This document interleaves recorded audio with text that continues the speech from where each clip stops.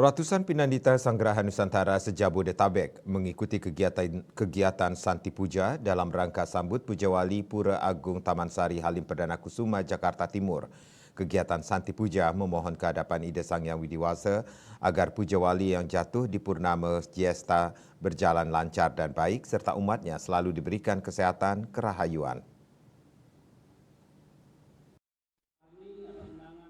Ratusan pinandita Sanggerahan Nusantara se-Jabodetabek mengikuti kegiatan Santi Puja dalam rangka sambut Puja Wali Pura Agung Taman Sari Halim Perdana Kusuma, Jakarta Timur. Kegiatan diawali dengan sambutan serta ramah tamah di Gor Pura Agung Taman Sari. Kegiatan lalu dilanjutkan dengan melakukan kegiatan Santi Puja dengan melalui tahapan, yakni bersemayam bersama Trisandia, dilanjutkan dengan mantra Gayatri sebanyak 33 kali, lalu Purwadaksina. Kegiatan Santi Puja dipimpin oleh Pinandita Profesor Dr. Made Kartika. Santi Puja memohon kehadapan Ida Sang Hyang Widiwasa agar Puja Wali yang jatuh di Purnama Jesta berjalan lancar dan baik, serta umatnya selalu diberikan kesehatan kerahayuan.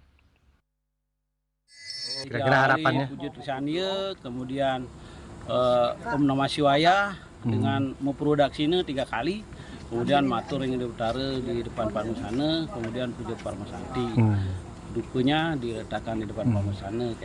Ya, harapannya Pak Wayan kepada umat nanti kepada seluruh umat sami rahayu, seluruh sembahyang taka pada gedek pekenyung, mendapatkan kerahayuan. Sami anak-anak cucu kita rahayu selamat, termasuk kita semua suci yang widi utara sarang sami dan leluhur melihat situasi sekarang ini mangde rahayu sarang sami guyub semua.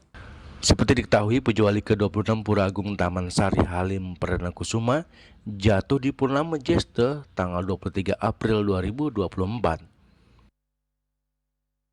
Dari Jakarta, Julius Suharto dan Ketut Sumadiasa melaporkan.